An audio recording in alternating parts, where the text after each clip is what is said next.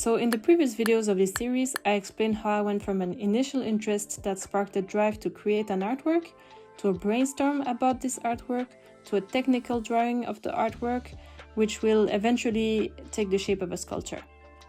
In a nutshell, that sculpture should represent both macrocosmic graphics and microcosmic graphics by using some aesthetic elements of the pachinko machine, which is a Japanese gambling machine. I invite you to watch the previous videos if you're confused about what microcosmic graphics or pachinko is. Since the creative process is not linear, I already had a clear idea of how to represent macrocosmic graphics, but then it was time to add microcosmic graphics. I wanted the part of the sculpture that represents microcosmic graphics to be able to move, so a large part of the prototyping process was dedicated to figuring out how to make it move. I eventually figured it out, so now it's time to move to the construction of the actual sculpture. And this is what this video is all about. I am now ready to move on from the prototype to the construction of the final sculpture. So enjoy a time-lapse of the whole construction process.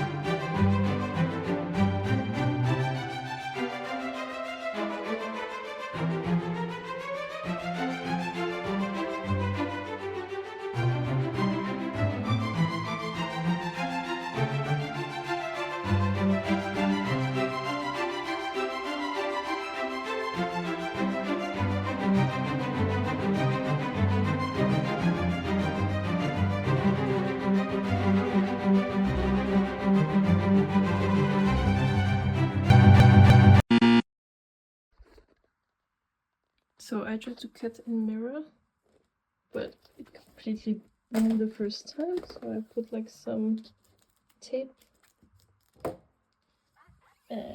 Still got really badly burned, so it makes clouds. There's this cloud tracing here, and it's not because it's dirty, it's just burnt from within, as you can see from the back as well. Looks cool though. Hi there! I finally found a way to cut the reflective pieces without burning them or burning the laser. So yeah, so the thing is that some of the pieces in this sculpture are made out of mirror plexiglass, but that was causing issues because when you cut with a laser cutter, the laser cutter functions by emitting light, and then it's so powerful that it cuts through the plastic, if you simplify. But that means that if you have a reflective surface, like the light is bouncing out of it and is like increasing basically the power of the laser, and if you position it on the wrong side, it can bounce back to the lens of the laser and burn it. And if you do it correctly, you still have a chance of the laser functioning at a high intensity and basically burning the edges of the small pieces.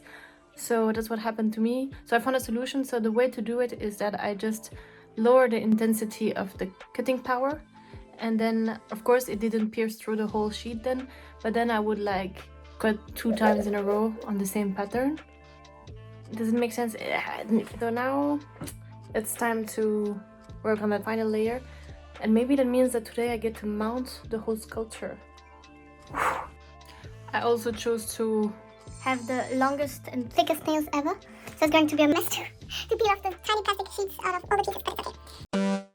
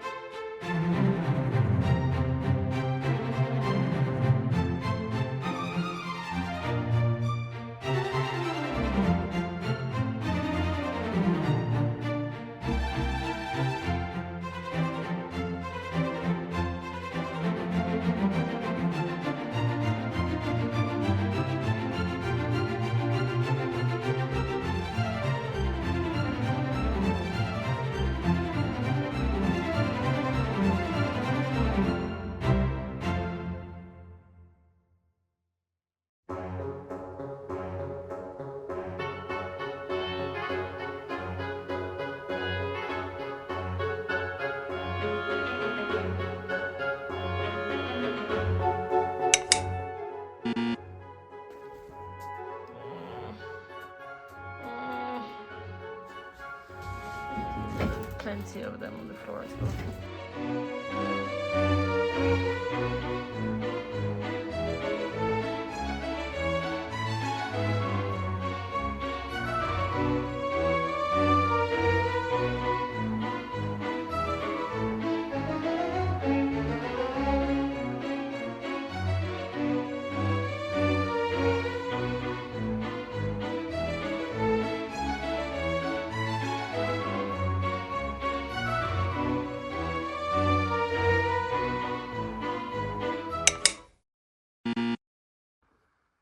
I'm so close to the final result. Everything is in place, but these